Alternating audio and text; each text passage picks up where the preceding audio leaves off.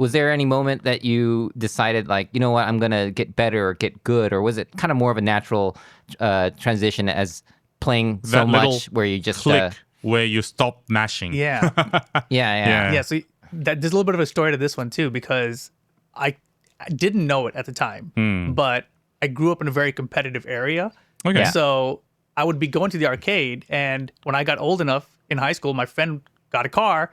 We started driving a little bit further out. It's only like a 15-minute drive.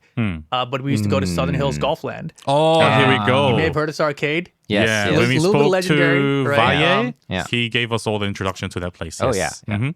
Exactly. So that is a legendary arcade in Southern California. I still live 15 to 20 minutes from where it used to be. Right. And that spot, though, was like where all the legends used to play. And to me, I didn't know they were legends. I just thought like, oh, these are the guys at my arcade. Right. So I would go there trying to beat them every week. And I wasn't trying to be a competitor. And my friend, though, who would drive me there, he was always about it. He'd be like, yo, there's a tournament coming up. It's like $10 down. I'm like, $10? I don't got $10. That's like 40 games at the arcade. You know, like, why would we do that? It's crazy. So I had no desire to be a competitor back then. Okay. But in playing all those guys the whole time, there was these free tournaments that would come up. And it was the Tekken Tag 1 regional tournament and the Tekken 4 regional tournament. Yep. Okay. And so those are free to enter, and like you get a free poster just for showing up. Oh. So I'd go there to get the free poster, and I'd play in it, and I'd beat some people because I knew them from the arcade, right? And I'd been training with all these guys who were like legends without knowing so. And I'm like, oh, I guess I'm okay. And then I guess Tekken 4 came out, and it kind of was like lackluster. People didn't like the game as much, so a lot of the scene died. I loved it because I was still a casual, right? I didn't really care. I was like, oh, slope grounds, who cares? Just stay in the bottom half. You know? Ceilings, I don't know. It made sense to me.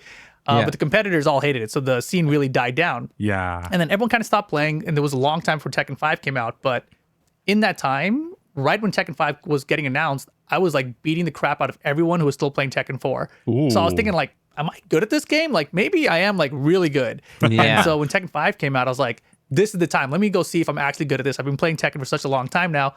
Let me try and compete. Yep. And so that's when I first started like entering competitions and tournaments and seeing how I could do basically. Okay. All right. That's Awesome. an interesting arc. Yeah. So like Tekken 4. This is kind of Tekken 4 is kind of the It's the ugly experimental duckling of the Tekken franchise. Yeah, but it's interesting. I like. I think I saw one of your videos where you're doing like this the wall infinite in Tekken 4, where it's like that arena stage where you can just keep on splatting them against the wall, like the octagon. Yeah, the octagon. Yeah, and and I mean there's like and like that was a stuff like competitive stage, by the way. Oh, okay, that was yeah. the competitive stage. Yeah, so That's the real That meta. was the stage that everyone said like this is the one we were allowed to play on. Okay. yeah, I remember there's like different elevations on the terrain, and there's like palm trees in the way, like something. Yeah, my favorite stage was the shopping Obstacles. mall with the phone booth. I love doing King's Giant Swing on the phone booth. On the it was phone so booth? Yeah. fun. Yeah.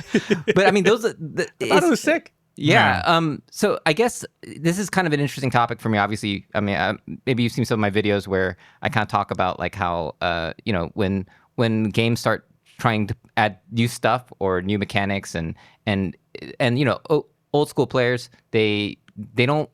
I don't want to say people don't like change. That's like a very a blanket statement. But there's certain kinds of change that people don't like, right? And some of it sticks and some of it doesn't. But obviously, what's interesting about Tekken 4 is that they did experiment with a lot of stuff. But if you look at Tekken 5, it's like they kind of went back to the roots of more than like having, kick someone up to the ceiling. Like as a, there's a, there's definitely like a pattern with these kinds of games. But I guess in a sense, in Korea, like Tekken Tag 1 was kind of, apparently that's where a lot of the players got really competitive. Yeah. And that's kind of like become The most popular standard one, yes. Yeah, and that's like OG game of choice if people are competing in old school games.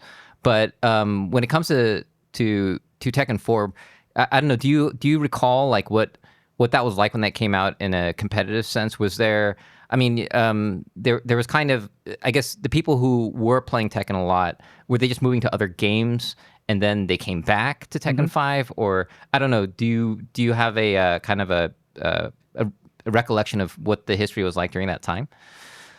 I do remember. So like I wasn't really a part of the competitive scene, but I was always going to Southern Hills Golfland where all the competitors were, right? Yeah. So as the time release was coming out and you could pick the next characters and stuff, everyone was excited. But the roster was still relatively small in Tekken 4. It was, So people didn't like that. They didn't like the sloped grounds. They always wanted to play an arena. And then me as a casual in the arcade, I'm just picking any stage. Like, dude, you picked the jungle stage? I'm like, yeah, I like the stage, you know? But then they'd be all pissed off at me. It's got water in it, yeah. Week after week, like less and less people showing up to the arcades and what it felt like, right? Like it's just less people were playing it. And then I remember specifically Soul Calibur 2 was in the arcade beside it where it used to be essentially. Yeah. And the Tekken 4 got moved to the back, which is like the small machine back there. So everyone that was a 3D fighter kind of transitioned over to Soul Calibur 2. And they were all playing that for a while. I tried it and I didn't really click with it at the time. Okay. So I kept on playing Tekken 4 at the time. But I do remember that happening. And then there was still like the regional tournament that happened and a bunch of people came out for Tekken 4 still. And everyone was still having a good time. That was when I think Bronson got thrown into the pool by Jaha. And I think that was when Tidy Whitey won the tournament. So it was like still a good time. The Tekken scene was still alive, but it was just overall smaller. At least that was my casual interpretation of how things were back then. And then there was just that gap. And when Tekken 5 was being announced, there were like little location tests that were happening. And so people were like getting super hype. And especially on Tekken Zaibatsu back then, people were all about like, oh, Tekken 5, this and that, right? They showed it at, I think at EVO, like it's coming out later this year sort of deal, like location tests. And so people played it in the back of the stage or something. And so everyone's really excited about Tekken 5. And then the gameplay wise of it, Tekken 5 was definitely a return to form, right? There was no more sloped ground. There was still walls from Tekken 4, but you couldn't just tech roll off the wall. There was actually a combo associated with that now. And Tekken 5 was really cool. It's probably, when it came out, the most broken Tekken ever. You know, Tekken 5.0. But to me, that's where I started competing. So I love that one. That is my favorite one. And a lot of the players did come back. I think a lot of people were just excited that Tekken was back and it wasn't like Tekken 4. Another part of Tekken 4 was that the backdash was decreased compared to like Tekken Tag 1. So people didn't like that.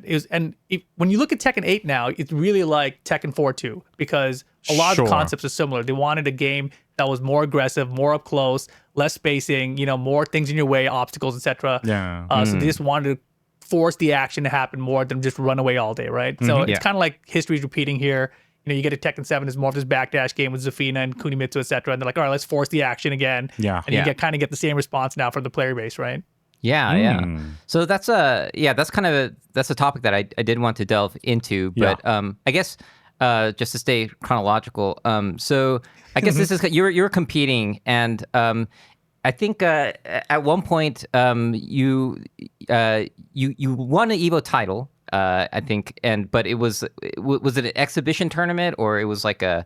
I don't know the exact history behind that, but I don't know. Can you explain like I mean like how that came to be and I'll how, tell you my whole history. And the way that like you know, EVO is a tournament that kind of started on the back of like of Capcom games, right? And it was and then like Tekken's introduction. How was Tekken treated during that time as well? I know I just threw a bunch of things at you, but no, that's great. That's really great actually, because I remember when Tekken 5 came out at EVO, it's the same time when EVO moved to Vegas. So the funny thing for me is I went to Cal Poly Pomona, and when the Daigo Parry happened with Justin, I was at school there, but I had no idea what EVO was. So I was like so in the scene, but not in the scene at all. And then it moves to EVO Vegas, and all my friends were like, you going to EVO? What's this? So I ended up going because I was a competitor for the first time, and I loved it, obviously. And Tekken was fairly big there. You know, I remember we had like hundreds of people show up. It's like something like 300 people. People were like, there are 300 people for Tekken? Like, that's crazy. You know, that was a lot back then. Like out of this world. So many people were coming together. And it was a popular game despite not being a Capcom game, right? The problem was that Tekken 5.0 came out at EVO, and then DR hits the arcades, but the next year at EVO, there's no DR console, so it's, you know, you're still playing Tekken 5 again. So that kind of dropped the numbers again, right? So there was this kind of back and forth where we never really had the right game at the right time, it felt like, for Tekken at the time. But it was definitely, in the eyes of the EVO audience, like, it's lunch break time, right? Like, hey, is it top 8 time? Is it Tekken time? All right, let's go to the bathroom. You know, like that's what it felt like back then, because everyone was there for everything else essentially, right? Anything Capcom, you know, Marvel back then. I remember. One of my first Evos, I was watching Marvel 2, And I was like, I don't know what the hell's going on here. And then Insomnotech and Eris and them, they were all explaining to me like, oh, see the storm? Like, he's just ha ha ha in the air. You know, I'm like, yeah, that's cool. He's trying to survive. He's like, he's just killing time. I'm like, whoa, that's crazy. What's all sorts of stuff happening? Yeah, they all explained to me how these, tag fires work back then. And I was like, oh, this is nuts. And then I got super into Marvel and watching Marvel at EVO specifically because of that, right? And having a couple people just explain it to me. But everyone was there for that. They were there for Marvel. They were there for Street Fighter. And Tekken was just this side thing like, what is this? You can't tell what's happening as a spectator. Tekken was really bad at displaying to you and telling the story of what's happening in the matchup. Right. And of course, there was no commentary back then, right? It wasn't like something that was being broadcast out so like the people in the audience could understand what's happening in the game. Sure. You just kind of watching it like, oh, I don't know what's happening. They're just fighting.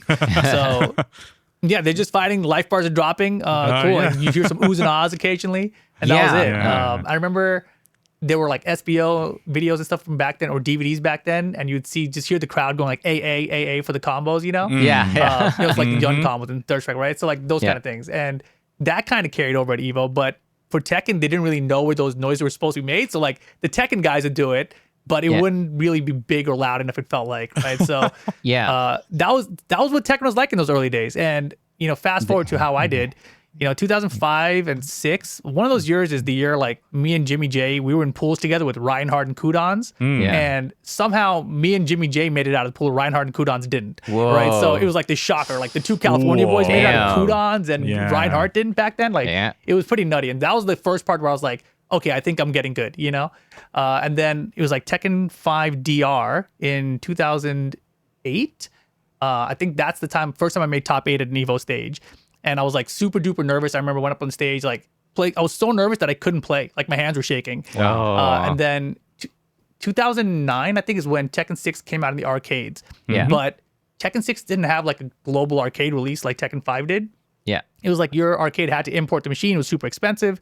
I was lucky in Southern California where we had a machine to play on, right? The thing is, it was only on arcade sticks, and I didn't play on arcade stick back then. I was a bad controller player. So I was playing on it, but I was terrible at it, right? So I'd go to the arcade, I'd get my ass kicked, I'd be pissed I couldn't even play on the device. It was expensive. I was like, all right, I don't care. I actually quit Tekken 6 during that time period. It was a really imbalanced game, etc. But then it comes to EVO as an exhibition tournament. And it's like a console build, so I can play on controller. So I end up going and I win that one, and like it's like it's an EVO title, but it's not an EVO title, right? But to me, it was like we played it on EVO Sunday on the EVO stage. And I won in front of everybody, and there was a commentator, and everything, right? So it felt like an EVO title, even though it wasn't official, basically. It was the Tekken game at the time, so it was still, even though it wasn't like official or whatever, it was it was as competitive as it gets. Everyone had their eyes focused on it, so Right. And so, and that tournament wasn't as large because a lot of the country didn't have the game, so they didn't want to come out for it, right? So that makes sense.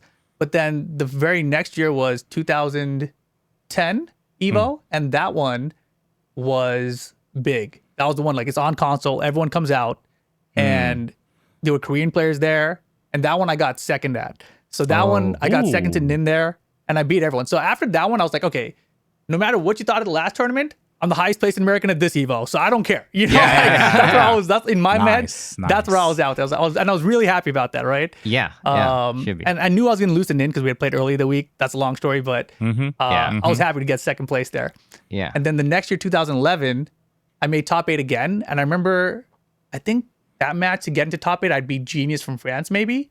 Okay. It was, and that's like there's some classic photos of that one where it's just like there's a French half of people behind us and the American half behind me. And just like one side looks all sad, one side's all happy, right? And I'm like fist pumping all happy, and everyone else on the other side of France is all like, Kayane is like this and everything. I'm like, Ryan, I was like, oh no. It's like, it's a hilarious picture. Oh man. But that was for me, was like the last year of Tekken 6. And I ended up getting third in that tournament. So I went basically like 1, 2, 3 in Tekken 6 back in those EVO days, if you want to count the first one or not, right? And for me, that was it. I was like, I made top 8 every year of this game, and that's all that really matters. And so that was kind of the end of my competitive run at EVO, I feel like. But I was really happy with it. That player you mentioned, Genius, is he still active nowadays or not really? He is. Yeah, we're totally cool. Like, we always make fun of that because when you look back at the match, we were a bunch of scrubs, and like if we had played those versions of ourselves now, we would both beat the crap out of them. You know what I mean? Like it's amazing how low the level of competition was overall back then. And just things have changed so much now. But even still back then, Tekken 6 times at EVO, Tekken was still that game where is it bathroom time? Should we go get some food now? Street Fighter's going on after this. Yeah, I'm kind of guilty of so that it's just not in a good place. I'm kind of guilty of that as a Capcom player. I did that too. So I apologize to all your Namco fans. Yeah. Yeah, and also the You reason are not why the only one, man.